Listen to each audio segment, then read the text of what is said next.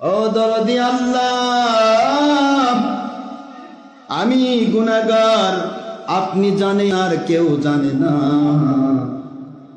এই মুহূর্তে আপনি যদি আমাকে লাঞ্ছিত করেন, অপমানিত করেন, লাখ লাখ মানুষের ভিতরে আমি লজ্জায় শেষ হয়ে যাব। আমি সেই ব্যক্তি যার জন্য আপনি মুসা নবী আলাইহিস সালামকে জানিয়ে দিয়েছেন। ও দরদি আল্লাহ, আমি এই মুহূর্তে আপনার কাছে তওবা করলাম, আর জীবনে গুনাহ করব না, আর গুনাহ করব না। আল্লাহ দয়া করে মাফ করে দিন, আমি আর গুনাহ করব না।